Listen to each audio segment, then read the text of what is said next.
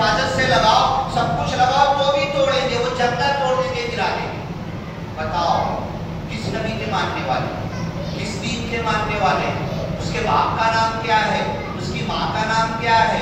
मदरसे में 40 हदीस याद किया है, लेकिन इंसानियत को फायदा देने वाला दरख्त जो उसको भी ऑक्सीजन देगा, बाजू वालों को भी देगा, ऑक्सीजन पूरी दुनिया में फैलाएगा, हमारे बच्चे को झाड़ को डैमेज कर दे रहे, काट दे रहे। खिलने के बच्चों को देकर नहीं तोड़ते, झाड़ बड़ा हो जाता है, बिना सपोर्ट के बड़ा हो जाता है। ये सब हमारी है। अब आप बोलेंगे आप उनकी तारीफ कर रहे और हमारे बच्चों की बुराई कर रहे, ये हकीकत है। और जब ये सारी चीजें होगी तो अल्लाह ताला बोलता है अल्लाह छोड़ेगा नहीं, छोटी बात पर भी छोड़ेगा नहीं, बड़ी बात पर भी छोड़ेगा नहीं, तुम्हें आजमाएगा, तुम्हें सुधारेगा, तुम्हें ठोक पीट के बजाएगा, इब्तिला आजमाइश में डालेगा, इम्तिहान में डालेगा, तुम्हारा इम्तिहान लेगा। तो मैं ये शुरू करूं, नज़्ज़िफ़ू अपनाकुम, अपने घर का सेहत साफ करो, अपने घर का भी सेहत साफ करो, अपने हाथ से कचरा उठाओ। मालिकों के बहुत बड़े आलिम थे, उनकी बीवी बाजू वाले से कचरे पर झगड़ा कर रही थी, उन्होंने कहा कि देखो मत करो झगड़ा, मुझे फोन कर दिया करो, मैं अपने दामन में नहीं है तुम्हारे पास, अपने दामन में कचरा उठा कर ले आकर फेंकूंगा। रेलवे के अंदर आपको पता है ना, रेलवे किसी है, सरकार की रेलवे है ना। हमारे बच्चों का क्या जमानत बना हुआ, अभी यहाँ ज्यादा दूर नहीं, महाद मिल्लत के पास बनी हकीम मस्जिद के सामने मार्केट किसने बनाया? कारपोरेशन ने, गवर्नमेंट ने बनाया। दरवाजे खिड़की किसने तोड़े? पूरी बिल्डिंग इमारत को डैमेज किसने किया? ये हमारे मुस्लिम बच्चों ने किया। वो पब्लिक प्रॉपर्टी है, हमारा पैसा लगा हुआ है, हमारे लिए बनी है, सरकार की नहीं, सरकार उससे कोई फायदा नहीं उठाएगी। हमारे बच्चों का क्या है, हम ये नुकसान कर रहे हैं ना, सरकार का नुकसान कर रहे हैं। अरे पागल पब्लिक प्रॉपर्टी तू अपना नुकसान कर रहा है। तो ये अपने जहन में होना चाहिए। तो जब ये चीज पैदा होगी, अब मैं बाजू वाले अपना तो सेहत साफ कर रहा था, मैंने क्या नाम लिया? ट्रेन का नाम लिया। पूरे डब्बे के अंदर लोग जा रहे थे, संडास में जाके वापस आ जाए, खोलते देखते तो बंद करके आ जाए, पूरी गंदी। यूपी के बहुत नामवर आलिम थी, नाम भी बता दूंगा आपको मैं, अब वो भी बैठे हुए थे, बोले यार सब जा जाए ना, वापस आ जाए। अब आप एक चीज ये बताओ, कज़ाए हाजत, पेशाब और संडास करना कोई नाजायज हालत है क्या कि जायज हालत? बोलो तो जवाब दो।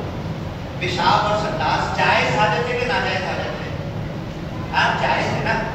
और अगर आपको संडास लगी है, आपको पेशाब लगी है, उसके लिए मैं आपकी मदद कर रहा हूँ, तो आपने कितना अल्हम्दुलिल्लाहिल्लज़ी अज़हबा अन्निल अज़ा व आफ़ानी, उस अल्लाह की तारीफ है जिसने मुझे इस तकलीफ, अगर ये जो निकलने वाली चीज रुक जाए ना तो बदन में तकलीफ पैदा हो जाएगी। उस खुदा की तारीफ है, संडास करने के बाद, पाखाना बैतुल खला से आने के बाद की दुआ है।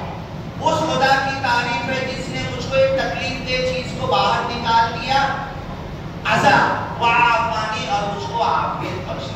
अगर आपको कहीं जरूरत है, एक साहब बोलने लगे, मैं आऊंगा ट्रेन वाली बात को वापस आऊंगा, एक साहब बोलने लगे ना, मालेगांव के ही है, बोले मेरा तो दिल चाहता है ना किसी मस्जिद, किसी मदरसे में सबका खैरात करने की बजाय ना जगह जगह जहाँ पैसा उनमें संडास बनवा लो, आने जाने वालों को आसानी हो जाए।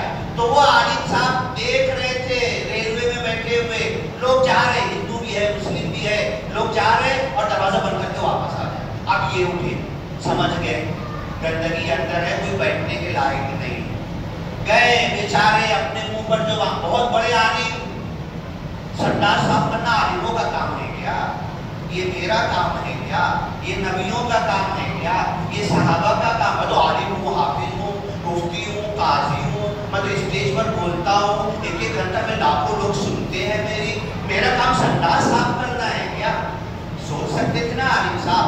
गए, नल खोले ट्रेन का, नल खोलने के बाद पूरी सफाई किए, जो कुछ उजला गंदा था सब साफ किए, और आकर बड़े प्रेम और मोहब्बत से बोलते हैं जाओ आप जिसको जाना है जा सकता है। ये नहीं बोले मैं आलिम हूँ, मैं मुसलमान हूँ, एक घड़ी मुसलमान जाना तुम लोग बाद में जाना, ऐसा भी नहीं बोले। यही तो दिल जीतना है। इसी तरीके पे नबियों का काम है, इसी तरीके पे अल्लाह वालों का काम है। हिंदुस्तान में पता है आप लोगों को, मोहम्मद इब्ने कासिम आए थे, महमूद गजनवी आए थे, ख्वाजा मोइनुद्दीन चिश्ती आए थे। आज हिंदुस्तान में जितने मुसलमान है ना, आधे मुसलमान, उठा के देख लो तारीख, हिंदुस्तान। और इधर मलाबार के साहिल पर सहाबा किराम आए थे। गुजरात के अंदर मस्जिदुल क़िबलतैन है, मौलवी साहब से पूछ लेना, वो तो भाव का नाम भी जानते हैं, भावनगर है शायद, वहां पे मस्जिदुल क़िबलतैन है, यानी कि अल्लाह के रसूल सल्लल्लाहु अलैहि वसल्लम के जीते जी किबला बदला नहीं था। जब भी सहाबा गुजरात भावनगर में आके मस्जिद बनाए थे,